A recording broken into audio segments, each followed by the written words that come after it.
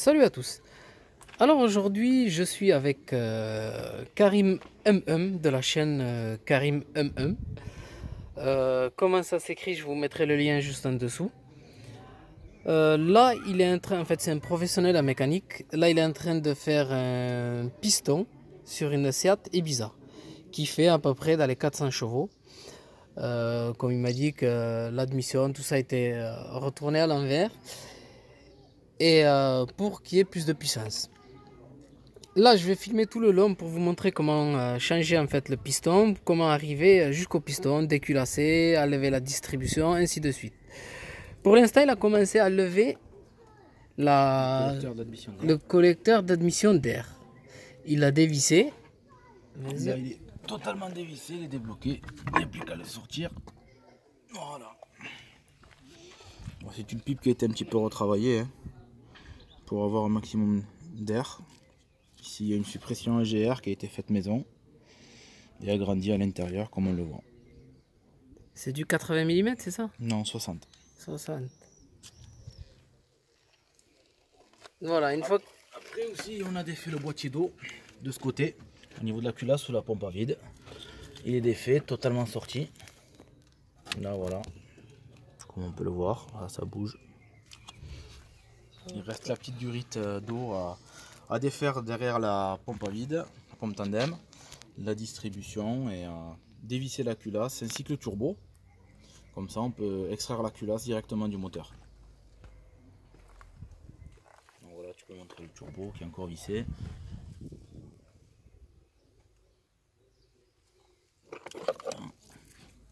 Ok. Là, ce que tu vas dévisser, en fait, qu'est-ce que tu vas lever là? Là, je vais dévisser le turbo pour pouvoir le décaler sur le côté et afin qu'il ne me gêne plus pour sortir la culasse. Alors, on peut sortir le turbo avec la culasse, mais il faut défaire l'arrivée d'huile et le retour d'huile plus l'échappement. Moi, je le laisse sur la voiture. C'est un gain de temps parce qu'après, il n'y a plus qu'à le remettre directement sur la culasse. Pas besoin de changer les joints d'échappement ou de retour de turbo, ni d'arrivée de turbo en fonction des modèles qu'on fait. Parce que souvent, il n'y en a pas à l'arrivée. Voilà. Par contre, cette vidéo, le démontage, en fait, cette vidéo, elle va être faite en deux fois. Le démontage, il va être sur ma chaîne et le remontage, il sera sur la chaîne de Karim. C'est pour ça qu'elle sera en deux parties. Le démontage sera sur la mienne et le remontage, il sera sur la sienne. Voilà. Bon, mais je reprends la vidéo quand il aura fini de dévisser le turbo. Bon, ben là, il a dévissé le turbo. Voilà, je l'ai décalé et mis plus bas. Comme on le voit, il est plus sur son emplacement, sur ses empreintes dans les boujons. Et donc, ce qui permet de laisser le turbo en place. Il est toujours fixé à la ligne, donc il n'y a pas de souci. Maintenant, je vais défaire l'arrivée et le retour de gasoil au niveau de la pompe tandem directement. Voilà pour eux. Celui-là est un peu plus délicat.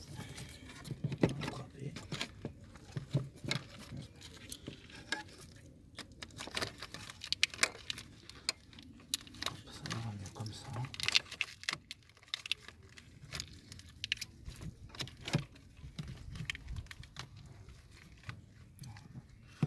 Hop.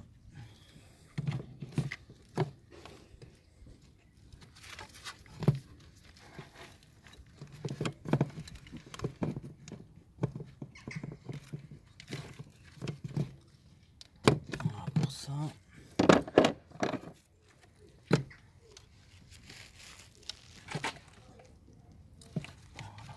Hop, une petite pression et voilà, c'est défait. Donc c'est celui-là qu'on vient de défaire. Donc voilà, on a dégagé l'arrivée et le retour de gasoil avec l'eau qui a été défait ici aussi. La pompe à vide pour les freins qui a été dévissée d'ici, voilà comme on le voit, et l'eau qui vient là qu'on ne voit pas parce que elle est branchée comme ça. Voilà, maintenant on va s'attaquer à la distribution. On va enlever juste la distribution, défaire le galet tendeur. On va enlever le support. Voilà. On va défaire le support moteur, lever pour avoir accès au galet tendeur. Juste de quoi détendre et sortir la courroie pour pouvoir déculasser. Voilà, mais je reprendrai la vidéo juste une fois que tu auras sorti le support moteur comme ça. Ouais, pour le support moteur, il y a trois boulons. Il y en a un qui se fixe sur le support, les trois qui sont sur le support du bloc moteur. Donc et après, il y a trois goujons qui sont sur le support, deux en haut et un en bas. D'accord, ben on montrera la pièce une fois démontée. Voilà, je reprends la vidéo juste pour vous dire avant d'enlever le support moteur. Tout simplement, il faut caler le moteur en dessous avec un cric. Qui est ici. Donc il y en a qui mettent des cales, il y en a qui mettent des chiffons. Moi j'ai à mon habitude, je travaille directement comme ça. Il suffit d'approcher tout doucement et ça évite d'avoir des surprises. Parce que si la cale est rip, on se retrouve avec un moteur qui est contre le longeron. C'est pas toujours agréable. Et là, tu t'accroches où? Sur le carter d'huile. Il faut bien se prendre à l'angle. Jamais se prendre sur le milieu du carter parce que là on explose le carter direct. Souvent c'est des carters à lieu aujourd'hui. Donc on se prend surtout à l'angle, c'est là où il y a le plus gros renfort. Donc du coup ça permet de soutenir le moteur. Là voilà, vous voyez la voiture elle se lève carrément. Donc sans forcer plus parce que sinon si le support moteur est fatigué on peut carrément le déloger et l'arracher de sa place.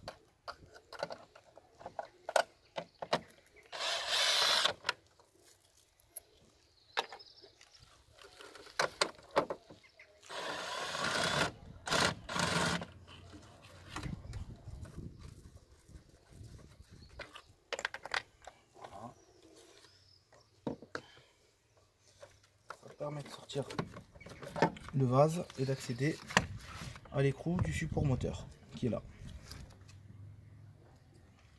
Donc maintenant je vais défaire les 4 écrous et le moteur il portera seulement sur le cric, enfin, pour le côté distribution.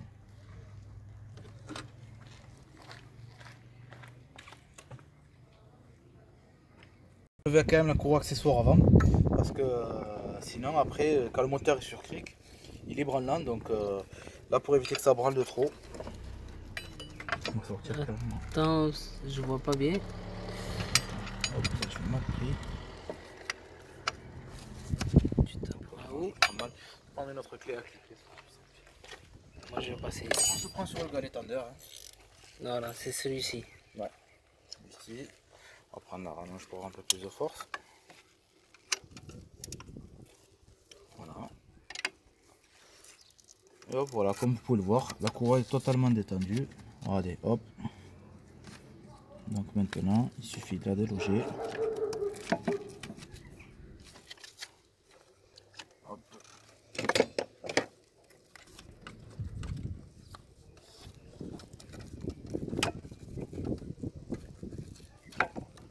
Voilà. Hop, j'ai les gars qui collent.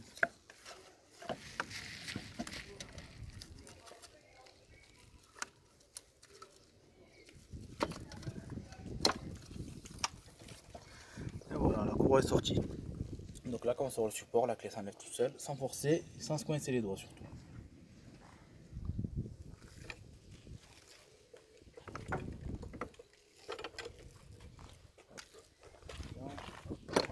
Ça.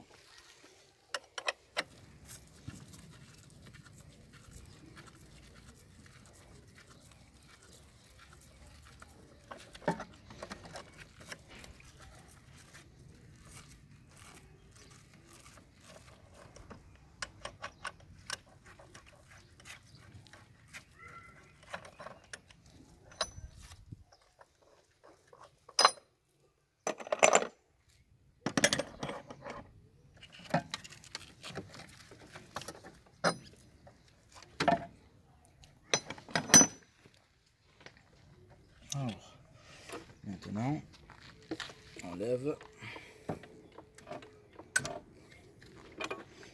Et on va venir sortir ce support moteur qui est tenu par 4 boulons de 13 pour pouvoir avoir l'accès ici. Je sais pas si vous voyez bien mon doigt. Alors, attendez, je sors cette durée. Ici, là, il y a un écrou de 16. Ici, à l'arrondi, il y a un autre écrou de 16. Et il y en a un autre plus bas comme on peut le voir. Pour pouvoir sortir le support, le décaler et avoir accès ici à l'écrou du galet tendeur pour le détendre. Ok. Bon, ben je coupe, je te laisse enlever le support moteur. Ouais, ouais. Et après on reprend.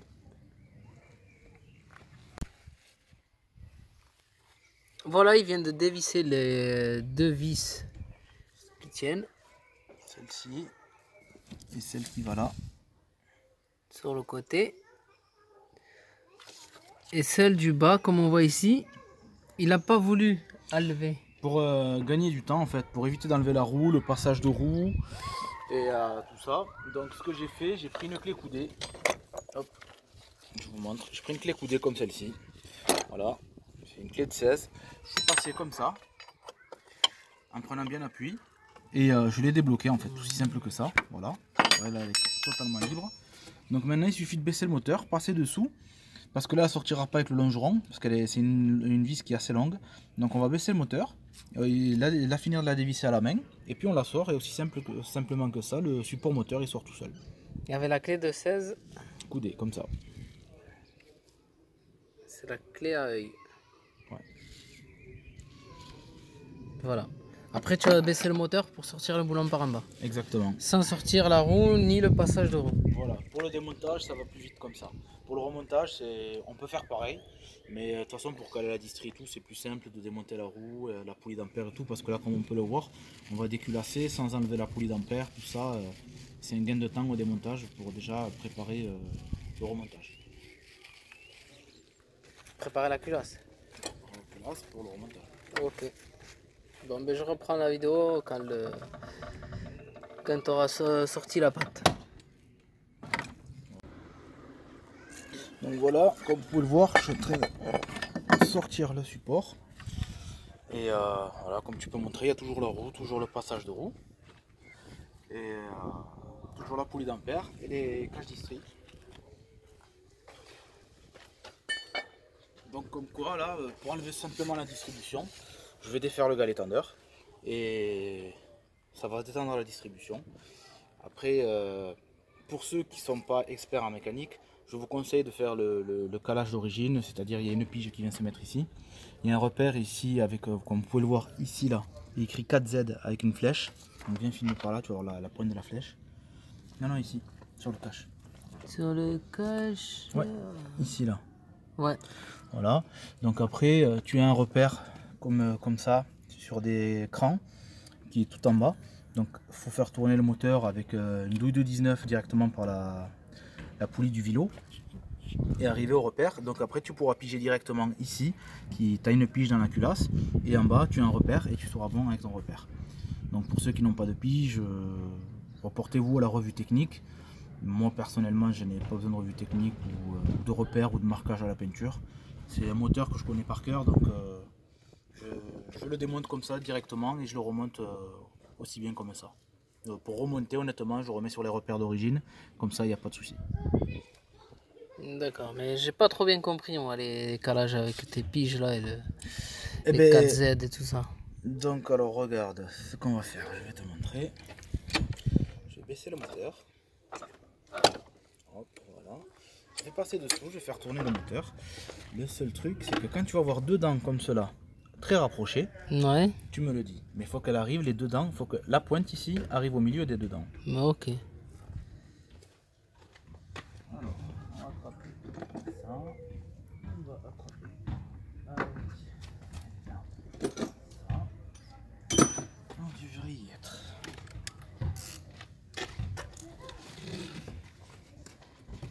On va faire plus simple. La roue est levée, on va mettre une vitesse.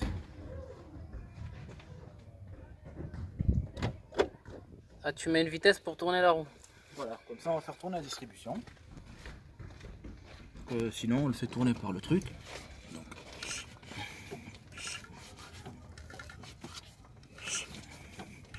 Ah oui, les deux dents rapprochées, c'est cela. Voilà. Et là, tu les mets un plein milieu. Voilà, là, t'es un plein milieu. Non, encore un petit peu. Trop. Là. Donc là, normalement, théoriquement, il faut que je trouve. Bon, je n'ai pas de pige, mais j'ai quelque chose qui peut remplacer la pige.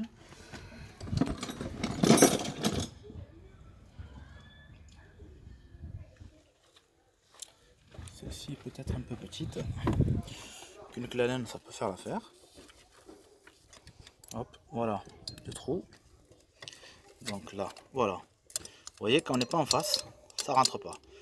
Là, quand on va être là, voilà. Donc à partir de là, regardez.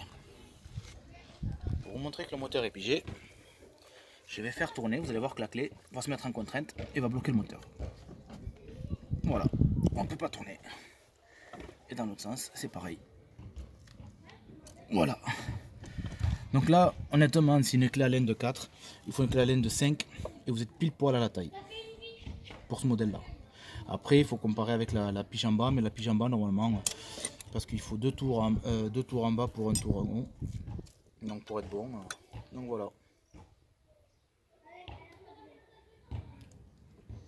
Ok. Voilà. Donc maintenant, je vais défaire directement le galet tendeur et on est bon.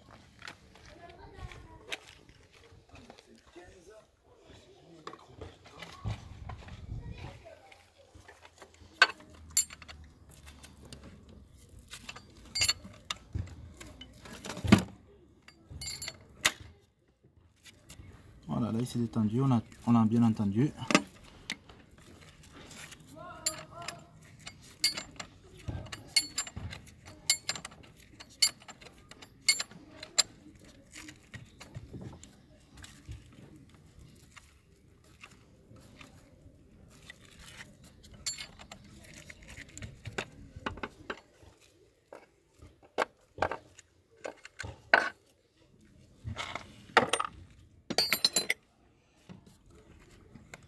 Donc là voilà.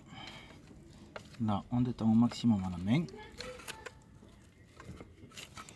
Et là on va essayer de la sortir tout doucement. Avec son logement d'ici. La croix de district, tu vas la garder? Non, on la remplace. Pour Tu la moi, remplaces? pour la distribution, à partir du moment qu'elle a été étirée, qu'elle fait 500 000 km, elle a été étirée, et à partir du moment qu'elle a été étirée, c'est pas qu'on retombe pas bon, mais on risque de provoquer des arrachements dedans, des déchoissements dedans, comme on dit dans le jargon.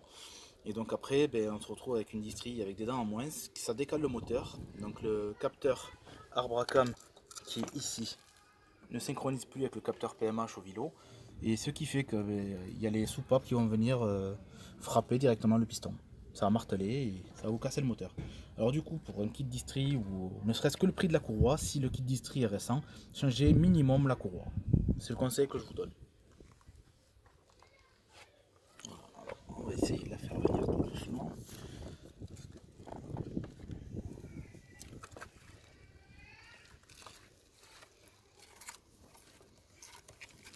Pas toujours facilement, mais quand ça veut, ça vient. Quand ça veut pas, ça force un peu.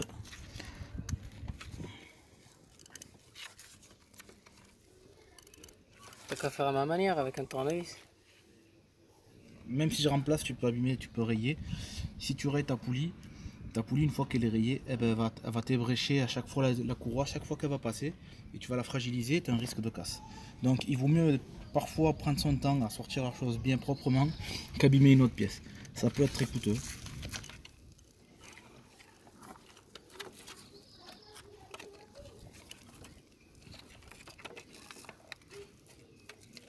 Ça va venir. Voilà.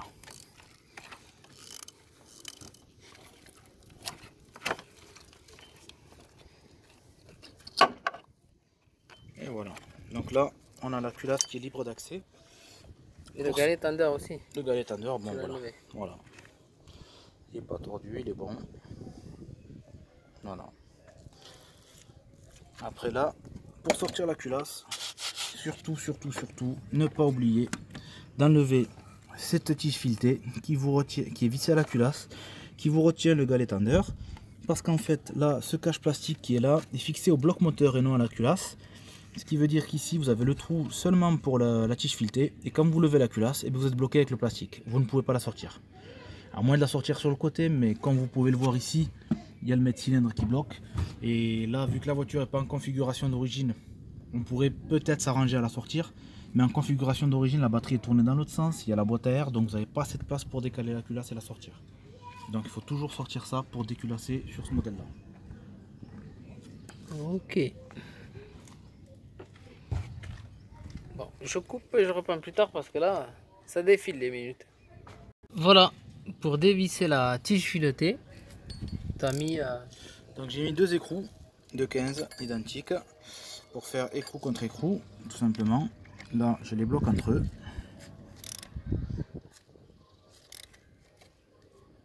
Voilà. Et là maintenant, on essaie de débloquer. Voilà. Ça va débloquer, ça vient à la main.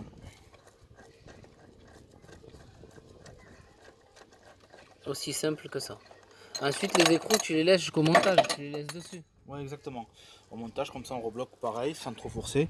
À savoir qu'il ne faut pas trop forcer entre les deux écrous, parce que sinon, le problème, c'est qu'on fait un arrachement de filet sur la tige et on est bon pour la remplacer. Donc voilà. Alors maintenant, hop. Ça, c'est des faits, ça, c'est des faits. Tout à l'heure, on a dévissé le cache-culbuteur, qui est là. Il est totalement dévissé. Voilà. Voilà, donc là, comme vous pouvez voir, on a les 4 injecteurs pompes, le faisceau injecteur pompe qui est là, et la rame de culbuteur qui est ici. Donc là, je vais commencer par sortir la rame des culbuteurs. Donc chaque rampe est pour 2 injecteurs, comme celle-ci, est tenue par 4 vis à laine de 12 pans. Donc voilà, je vais dévisser ça, déjà pour commencer dans un premier temps. Et puis après, on va défaire les injecteurs directement par les brides, là. C'est du 8 ou du 6 à 12 pans, il me semble. C'est toujours du 12 pans sur ce modèle. Donc voilà. Et après, l'injecteur, pour le sortir tout simplement, on prend un levier. On fait bouger d'ici à là. Parce qu'il y en a qui prennent des pinces, mais ils marquent l'électrode. Je déconseille. Faire un petit levier tout doucement, sans marquer la portée. Ou on met un chiffon ici pour pas marquer la portée. On fait aller, on fait venir. Et on fait levier avec un tournevis directement sur le ressort. Et l'éjecteur il sort tout seul sans trop forcer. Alors, normalement en 2-3 va-et-vient ça vient tout seul. Bon, mais on filmera un suivant. Okay. Allez, vas-y, continue. Voilà, déjà tu as levé la première partie. La première rampe, ouais. Et là tu sors la deuxième. Exact. Donc on va aller plus vite. Hein. Oui, il faut aller vite.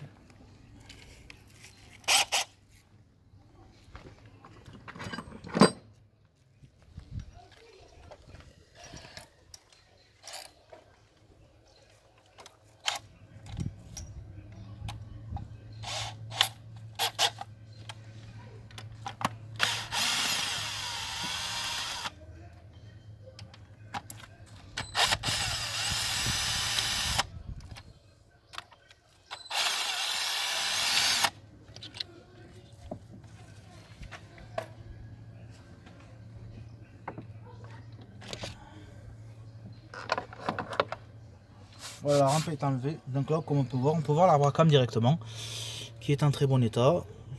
Il n'y a pas l'air de... Le bout des cams ne sont pas marqués. C'est une très très bonne nouvelle. C'est quoi qui est pas marqué? Le bout des cams en fait. C'est-à-dire? Je vais vous montrer avec le doigt. Ici, vous devez passer le doigt ici, comme ça. Si quand vous passez le doigt ici, vous sentez une facette ou un petit méplat, c'est que votre arbre à cam a pris un pet.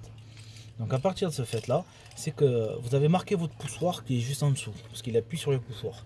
Si c'est marqué là, forcément votre poussoir est marqué. C'est aussi simple que ça. Donc ce qui veut dire que votre poussoir va finir par s'éclater, et quand il va s'éclater, votre arbre à cam va s'arrondir, votre voiture tournera plus rond, et souvent on va vous dire que c'est un moteur alors que ça peut être juste ça.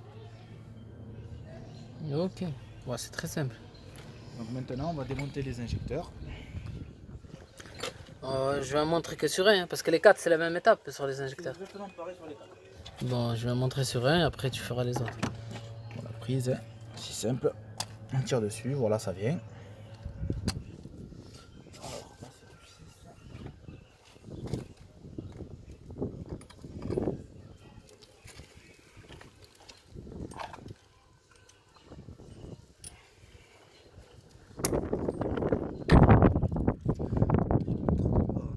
C'est bien du 6.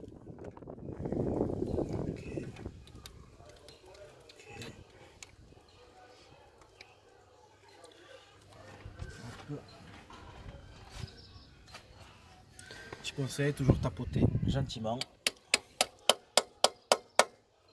pour débloquer, parce que sinon, en général, un doucement on ne foire pas, mais vous n'êtes pas à l'abri. Ça peut arriver. Ah oui. Et là, vous avez tout gagné. Ça m'est déjà arrivé.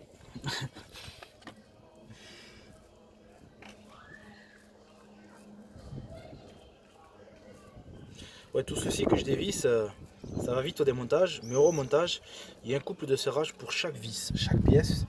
Et un couple de serrage et un couple de serrage angulaire, en plus du couple de serrage métrique. Mais ça sera dans la deuxième partie. Ouais. Il sera sur ta chaîne. Là, voilà. Voilà, bon. On débranche. Donc là, on va prendre un tournevis pour faire mouiller. Un autre pour faire appui.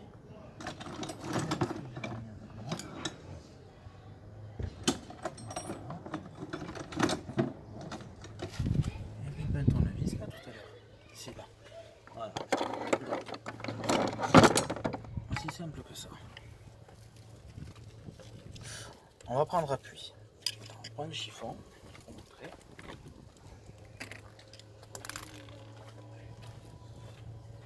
Voilà. On prend le chiffon. Là, comme ça. On prend appui directement. C'est ma méthode. Après, chacun a sa méthode. Moi, ça me convient bien. On prend appui. Vous voyez le ressort déjà. On met une petite pression sans forcer comme une mule. Et on bouge l'injecteur. Regardez. Hop. Une fois. Deux fois. Et voilà, l'injecteur est débloqué, vous allez voir, je vais le sortir à la main. Voilà. C'est pas plus simple que ça. Moi, franchement, c'est vraiment simple. Bon, ben, je te laisse faire les trois autres. C'est exactement la même méthode. Exactement pareil pour les autres. Bon, ben, je te laisse faire les trois autres. Prends la vidéo juste parce que tu m'avais parlé de la vis là. Ouais, parce que là, bon, les vis comme celle-ci là, ça c'est une vis qui s'étire. Les vis étirables, vis d'injecteur qui s'étire. Ça sert, je crois, de 8 newtons. Il faudra que je recontrôle sur Autodata. Donc 8 newtons et 270 degrés. Donc ce qui fait que à partir du moment où vous la vissez une fois, elle s'est étirée. Vous la tentez une deuxième fois, ça peut tenir, mais c'est risque et péril. Ça veut dire que si elle casse, eh bien, vous voyez, vous avez une bride là. Vous voyez la taille de la bride. Si elle dépasse, vous avez de la chance de la ressortir. Si elle ne dépasse pas, vous êtes mort. C'est-à-dire qu'il faut l'amener chez un tourneur qui vous l'extrait et ça va vous coûter une blinde. Donc franchement, des fois, pour le prix des vis, c'est vrai que c'est pas toujours donné, mais il vaut mieux les remplacer. Parce qu'il y a ceux-là, comme les vis de la rame de culbuteur qui s'étirent aussi, c'est comme pour les vis de culasse. Alors, les vis de culasse sont costauds, elles sont plus longues, elles sont plus épaisses, il y a moins de risques. Mais le risque est toujours là quand même. Donc si vous prenez le risque, si vous vous aventurez et que vous n'êtes pas trop connaisseur, remplacez ce qu'il y a à remplacer et vous éviterez tout problème. C'est un conseil que je vous donne. Bon, ben vas-y, je te laisse ressortir l'injecteur là, on y est.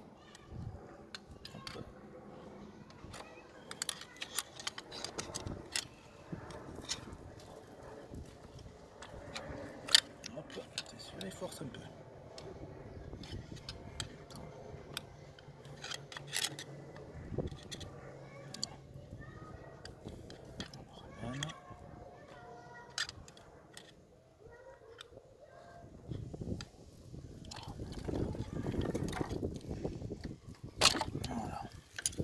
Ouais, celui-là t'as mis un peu plus.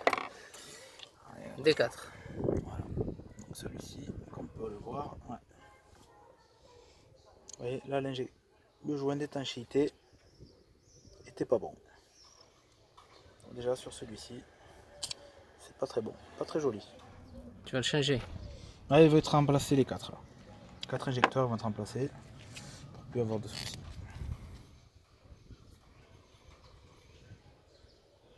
Ah oui, c'est celui-là que tu m'as dit qui t'a causé problème pour que tu aies Voilà. cassé le...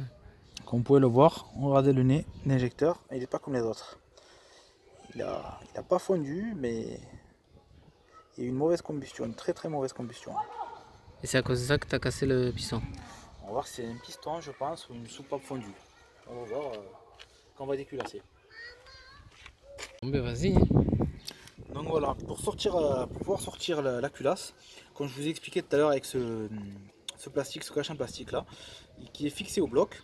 Donc là, ben, pour pouvoir le sortir, donc il faut sortir la poulie d'arbre à cam, la désolidariser de l'arbre à cam.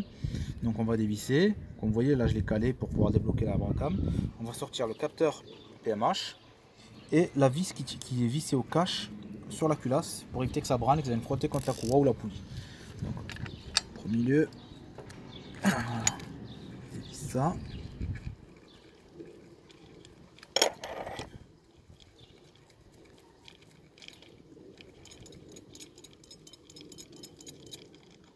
Voilà.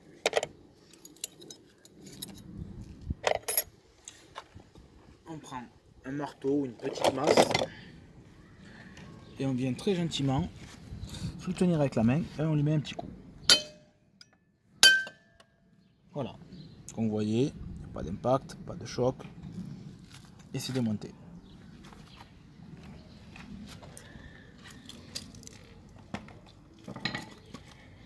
Et la bracam, tu la lèves pas, tu le laisses sur le... Pour le moment, je ne l'enlève pas, je vais voir en déculassant l'état des soupapes. De toute façon, il faudra sûrement roder, donc pour enlever l'arbre à cam, c'est très simple, hein, je vais vous montrer. Donc vous voyez là, tu vois une vis là, tu en as pareil une ici là en fait, tu en as une là, une là. Tu as 5 paliers, il faut dévisser les 5 paliers. C'est pas plus simple que ça. Donc tu commences par dévisser toujours le palier où tu as la cam qui est en appui sur la soupape, ce qui fait que ça va soulager au fur et à mesure que tu dévisses. C'est laquelle ici? Mais là regarde, c'est simple, tu auras ta cam c'est là où elle est le plus pointue, où elle est appuyée. Donc là regarde, tu auras tes poussoirs ici, tu auras celui qui est le plus écrasé. Le plus écrasé c'est lui. Tu vois. Donc là moi je partirai de là comme ça. Pour éviter qu'il y ait une casse ou quoi que ce soit. Ok, bon, je te laisse démonter les boulons. Voilà, comme on voit ici, tu as remis le support moteur. Ouais, pour que le moteur soit en place. Excusez-moi. Je remonte pas de suite. Tant que je renvoie les injecteurs se faire préparer. Et de faire la culasse. Il va s'écouler une bonne semaine, donc au lieu de laisser le moteur en suspens, je préfère lui remettre son support, c'est pas le temps que ça prend, et au moins c'est en sécurité. Là, tu enlèves les vis de la culasse. Voilà. Tu as tout dévissé. Il y en a 2, 4, 6, 8, 10. 10. Donc là, on veille bien parce qu'il n'y a rien qui gêne au moment du levage. Donc comme on voit la culasse elle bouge bien. Et oui, quand tu dévissais avec la visseuse, on voyait que les boulons, ils avaient bien travaillé, quoi.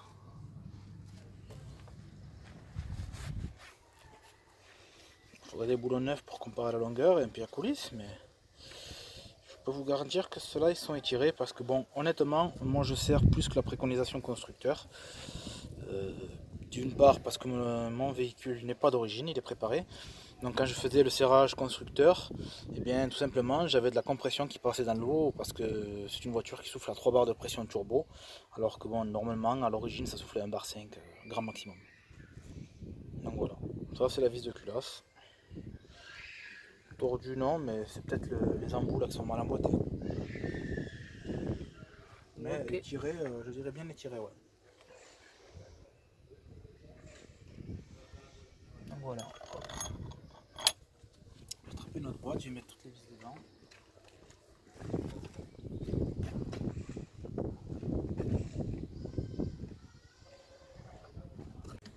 C'est bon. Toujours bien ranger les vis dans une boîte. Bon là c'est des vis de culasse que personnellement moi je ne réutilise pas. Il y en a qui les réutilisent, mais moi je pars du principe que pour 20 € j'ai la sécurité d'avoir avoir une fuite d'étanchéité au niveau de la culasse.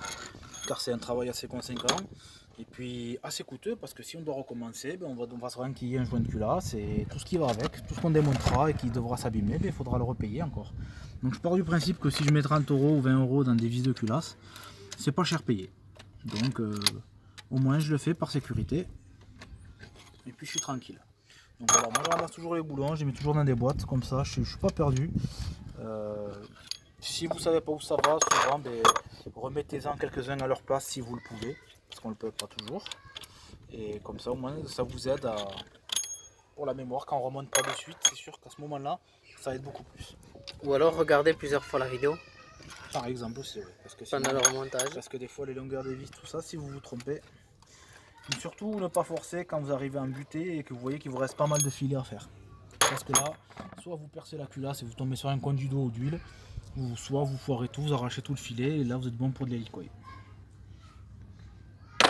Voilà, donc là, on va attraper la culasse, je vais la sortir. Et ça va être la surprise. Aïe aïe aïe. Allez, je filme jusqu'à la surprise. Aïe aïe aïe. Allez.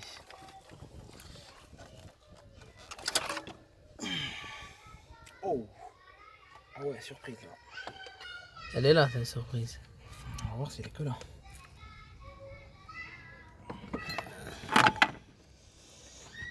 Déjà, elle est bonne pour une épreuve, hein, celle-là. Là, t'as quoi à changer? Bah, déjà, là, les soupapes, elles ont bien pris. Tu as toutes les changées? Non, ceux-là, non. Ceux-là, peut-être. Contrôler comment elles sont. Parce que bon, là, on voit que c'est superficiel, c'est sur le dessus, avec une brosse, ça part. Mais voir si elles sont pas... si ça n'a pas pénétré la soupape. Si ça pénètre la soupape, c'est mort, je change. Hop, j'enlève ça de là. Quand tu changes, tu es obligé de changer les 4? Les deux soupapes. Les deux soupapes. D'accord, par cylindre ça marche. Par cylindre.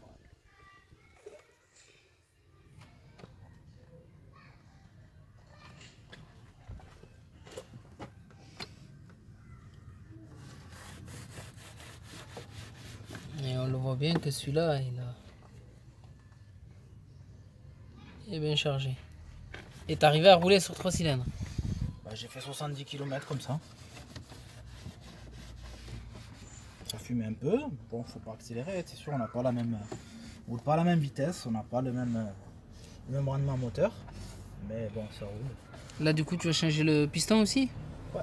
Là, ben, je vais changer le piston. Pas le choix. Et pour changer le piston, il faut sortir. Pour changer le piston, ben, déjà je vais regarder si je n'ai pas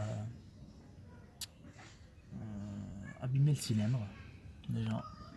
Est-ce que tu vas lever le cylindre ou pas? Le cylindre, non. Je vais enlever le piston. Et en enlevant le piston, je vais voir si le cylindre est abîmé ou pas. Et je ferai un contrôle d'ovalisation du cylindre, voir si c'est pas ovalisé avec la température. Et si c'est bon, ben, un coup de déglaçage et un nouveau piston avec une nouvelle segmentation. À savoir que la segmentation là, elle a 4000 km pour les 4 cylindres. Donc là, je repars sur une segmentation neuve que sur un seul cylindre, puisque qu'il y a 4000 km d'écart, ça vaut pas le coup de changer les autres, démonter, parce que quand on démonte, il y a la visserie de bielle à changer, tout ça. Et vu le prix que ça coûte, et franchement, le peu qu'ils ont roulé, c'est pas rentable du tout, et même, je le déconseille. Et là, tu vas la lever de suite ou pas? Le piston? Non. Je ne lève pas de suite. Là, j'ai vu ce que j'avais à voir. Je vais par contre tourner le moteur. Enfin, faire par la poulie d'ampère pour voir l'état du cylindre, voir si je dois changer le bloc ou pas, surtout. Et après... Bon, mais je te laisse tourner, après je reprendrai la vidéo. Bon, ben voici le joint de culasse. Il est ici, il a été enlevé. Et voilà le piston qui déconne. Je vais vous le descendre. Et là, le piston, tu vas la lever par où? On va défaire le carter, la pompe à huile, bien sûr vidanger avant. Et donc on le défait de la bielle, du chapeau de bielle en bas au fil de brequin. Et après on le ressort par en haut. Et tu le défais par le carter moteur? Par en dessous, ouais. Les deux vis en bas. Il faut lever le carter moteur, là. Il faut faire la vidange. Il faut vidanger, enlever le carter. Là c'est le côté pompe à huile, donc il faut enlever la pompe à huile. Et là on aura accès aux deux boulons du chapeau de bielle. Donc là on défera les deux vis du chapeau de bielle, on sort le chapeau de bielle. Et là on va pousser le piston à sortir vers l'eau. Vers l'eau. Et tout ça en fait quand on dévisse c'est par en bas. Voilà. Ok. Bon ben là je pense que je serai pas là quand tu feras ça. Et voilà, moi j'avais dit que ça allait s'arrêter au démontage de la culasse et au joint de culasse. Peut-être si je suis là je ferai la vidéo pour continuer, mais si je suis pas là on verra.